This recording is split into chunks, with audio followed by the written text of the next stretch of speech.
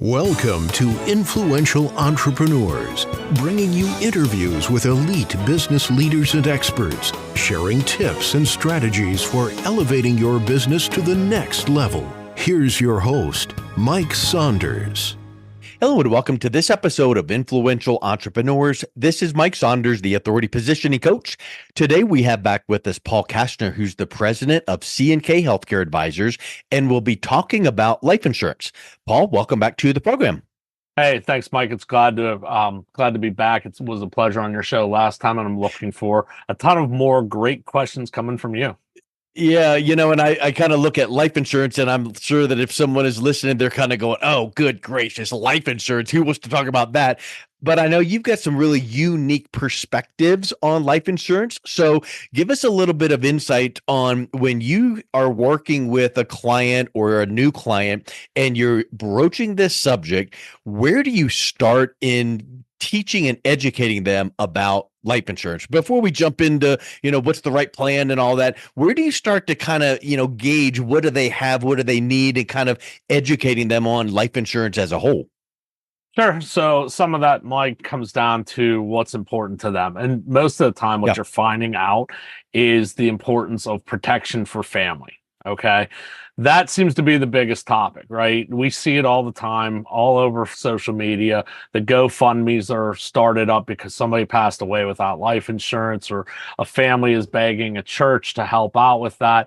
And for most people, they want their legacy protected so they're not burdening their family. For other people, it could be accumulation of wealth. It could be that money that they leave behind for generational wealth.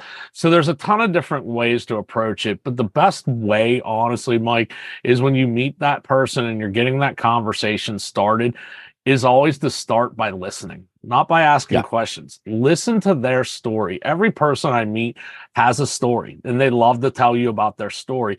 Those stories will open up the doors for you to ask the proper questions, because unlike other industries that are in sales, you're just trying to push a product. In the insurance business, we are trying to find a solution. And by listening more and talking less, those people actually tell us what it is that's so important in their lives. So then that formulates an easy way for you to ask the right questions.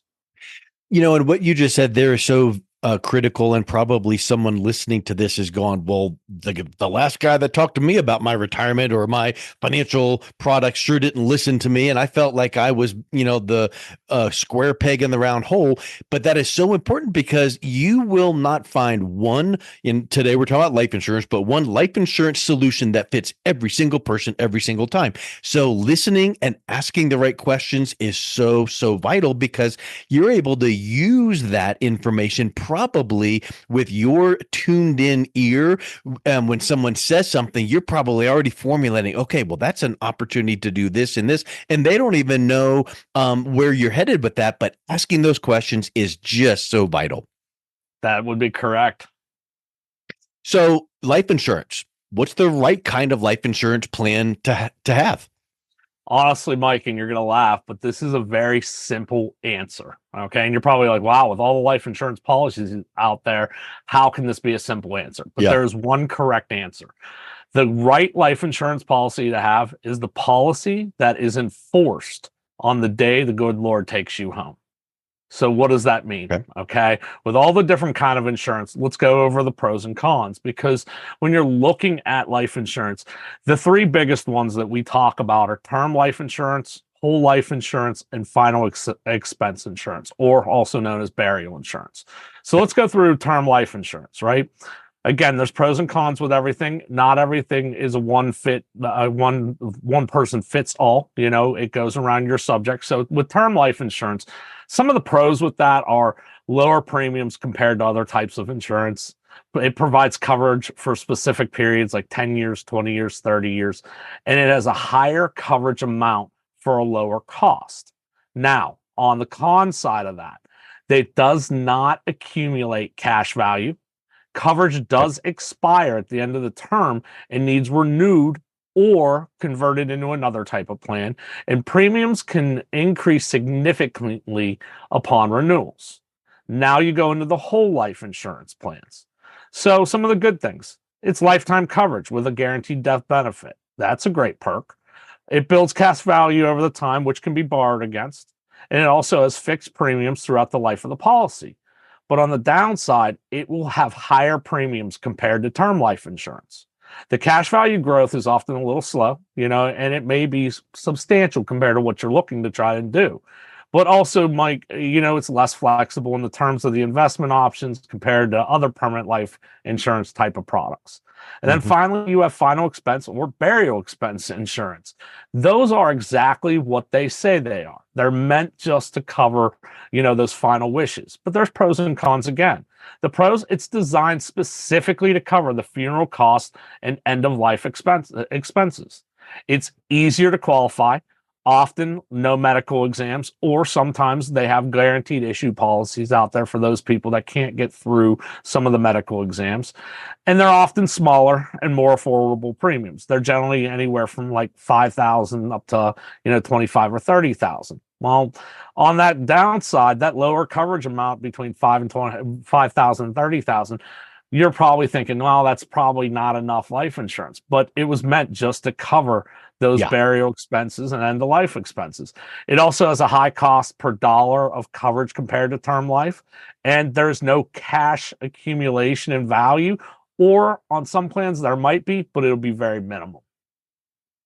One of the things you mentioned about health exam. Talk a little bit about one of the pros of the permanent, of never having to take another health exam, because if you have permanent, it's like the word says, permanent. Whereas term, if you get a 10-year term, 15, 20, whatever the term is, when that's up, you've got to requalify, and you're probably going to pay higher premiums than you did before because you're older, of course. And what if your health took a turn? You might not even get it. So there's definitely pros, like you mentioned, but I think that health exam thing is a really big consideration people should understand. So with that, I mean, the carriers are looking for, when they're looking at the medical background and what pharmaceuticals you're taking, they're doing a little bit of underwriting there, right? They have an underwriting department that's weighing out the pros and cons, right?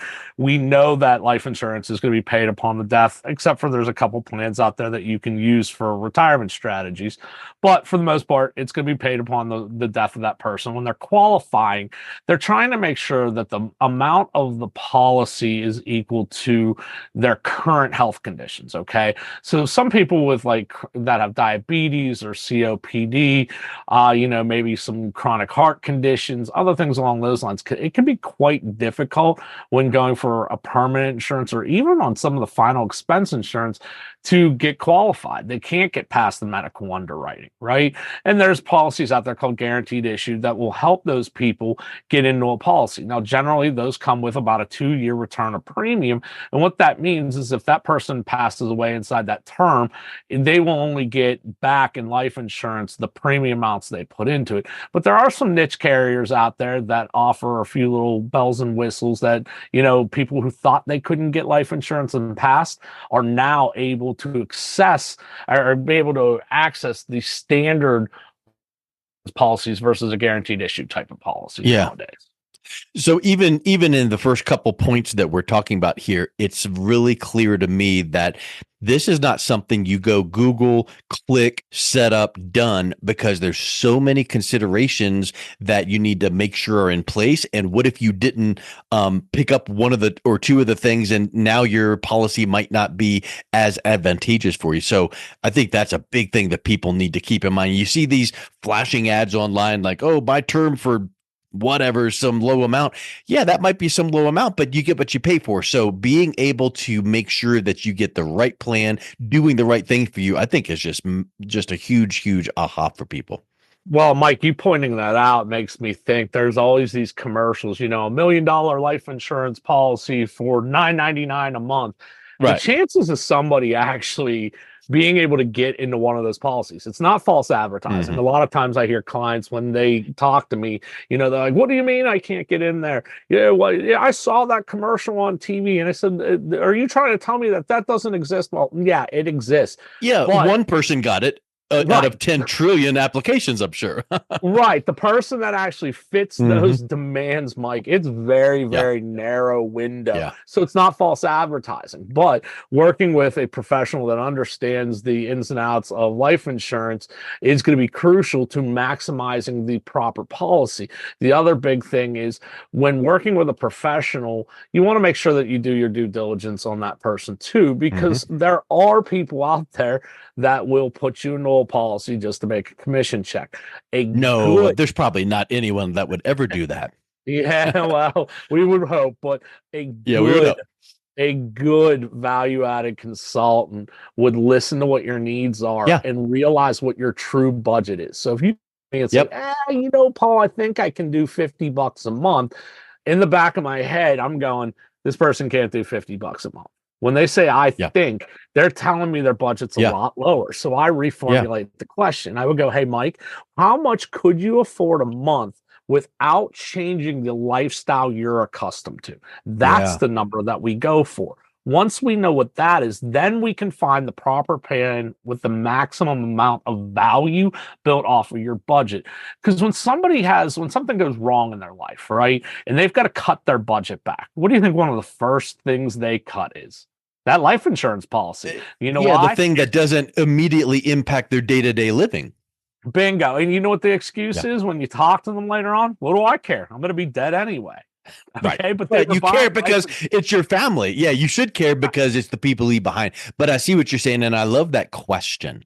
When you perceived a layer or two underneath that, well, I think I can, and you dug a little deeper, and probably that client can breathe a sigh of relief and go, okay, that just felt right. Paul cares about me because he's asking me those questions. So you said a minute ago, Paul, the word retirement, and it makes me think about the fact that when you think about dominoes and one falls and then all these dominoes fall. Well, if you don't have the right life insurance strategy in place, that could really impact retirement. So talk a little bit about how you're advising your clients to make sure that the life insurance product they're choosing today would actually benefit their retirement strategy. So that's excellent. So there's a couple products that come to mind right off the top of my head that can be used as a retirement funding vessel. Okay. And to understand those, I'm going to try to break them down very simplified. Okay. So you've got universal life insurance, and then you have indexed universal life insurance. You're like, hey, wait, those two sound very similar, right? Well, in a way they are. Okay. But there's some ups and downs. So let's go through universal life insurance first, okay? Universal life insurance is great. They have flexible premiums and death benefit options. They accumulate cash value, and they accumulate cash value at a pretty good rate, which you can be paid, you can use to pay for premiums, or you can withdraw cash for yourself. It does have a potential for a decent sized value growth based on the insurer's declared interest rate. Okay, so pay attention to that, because when we go into indexed universal life, you're going to see the difference. Now, there's always goods and bads. Some of the downside to universal life, the cash value growth it's typically going to be lower, and it depends on the interest rate, right? If it's not properly funded, the policy can lapse. So you want to make sure that you're working with a professional that really, really knows the universal life and the indexed universal life products. And it also can be a little bit on the expensive side because if the premiums are underfunded. Now, let's talk about indexed universal life. Very similar to the other policy, okay? Except instead of being built on an interest rate, it is going to be built and tied to a stock market index. For example, the S&P 500. The beautiful side of this, okay, the flexible premiums, just like the other one, the death benefit options are there. And again, now our cash growth is built on an index. So all of these carriers have several different indexes they're utilizing. So just because you've got a quote from one agent on a particular carrier and you're like, that doesn't sound like the right policy to me, ask questions. As the consumer, ask questions. Ask questions about those indexes, because every index performs a little differently. And these carriers have professionals at the top of their financial market that are looking at the indexes all the time. And they come out with new indexes all the time. I see tons of them come out every year. And the upside is they perform very, very well because it's based off, stock market growth. Now you're probably thinking, okay, Paul, we know how the market works, right? Market crashes, it goes up, it goes down. We want to make sure that, with anything that we have in a market, we want to pull out when it's high. So how do I know it's going to be high when I go to use this life insurance based product to fund my retirement plan? Well, the upside to an index universal life, also known as an IUL, is it has a cap and it has a floor. So you get all the good side of, as the index is going up, yes, your money is increasing in value. Now, when the market starts to drop, there's a floor line that your money will not go below. Meaning, if the market for that index takes a major crash, you don't get hit with the burden like if you were in the standard stock market. They put a floor and say, nope, your money goes no lower until the market goes back up. So everyone else that had the money in the market in that specific index, they might have lost 20, 30%, whereas your loss would be zero. So you're not going to lose principal, but you're not going to gain anything. But man, when you run the numbers and go year after year after year with guaranteed growth and guaranteed no loss, that's a huge weight off your shoulders. Correct. And again, one of the downsides is market fluctuations can lead to lower returns because of the floor in place. But generally, once a index performs at a certain level, that floor now gets moved up to that level, saying it has to perform here or higher, and your money won't go below this. So because of the floors that are in there and the way the market fluctuates, it could lead to a little lower return. But in general, if it is properly developed and properly funded, okay, and best advice, don't try to go run out there and find, online and Google, index universal life and try to put yourself into a plan. Work with a professional that knows these, that works with these large companies that can give you the best advice, because improperly put together, it could be a disaster. But done properly, it could be one of the greatest funding vessels for your retirement plan that you could ever find. Yeah, and I think that a lot of people are scratching their heads going, hold up, you're using the words life insurance and cash and retirement funding in the same sentence. Whoever thought of life insurance being able to grow cash and grow your retirement? And yet this is just a tool that is out there, and many times people just don't know that it's there, and worse yet, they don't know how to properly structure it to accomplish those things. So Mike, I'm going to say something, okay? And this is going to hopefully catch a lot of people's attention, okay? Indexed universal life. We call it the secret the extremely wealthy don't want you to know about. Okay. So some of these millionaire and billionaires that when we see, the way the politics are going and everyone gets mad, oh, the tax breaks for these billionaires. But did you know this is where a lot of these guys park their money? This is a tax-free strategy, index universal life, because you will not pay a penny in taxes on your growth. And there's a lot of companies and a lot of very rich businessmen that use this formula. I'm going to tell you a true fact, and everybody can go look this up, okay?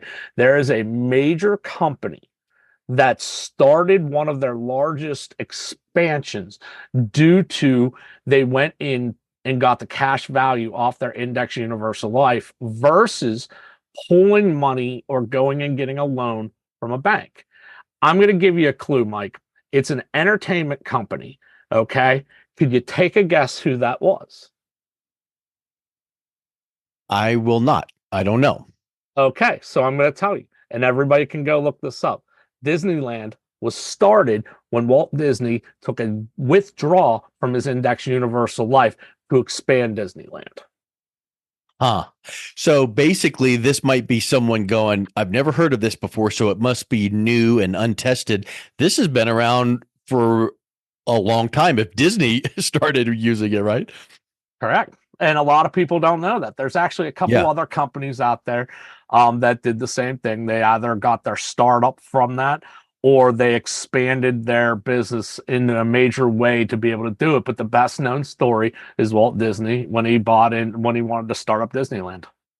So if it has the ability to do that, where, like Walt Disney pulled money out to start a business, you can use it for other things that aren't death related. Like a lot of times people think about life insurance really as death insurance. You die, your family gets X number of dollars. Well, what you're talking about is living benefits. Like, oh, you want to start a business? Okay.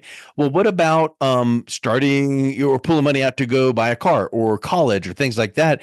And if you think that way, then it makes me think about if you put a policy in place correctly structured for retirement, like you said, that's one use. What about putting this type of policy on your child to be prepared for them paying college tuition down the road? It's an excellent formula. We see a lot of those grow up plans that are out there for children, and yeah, their whole life. And yes, they grow some cash value.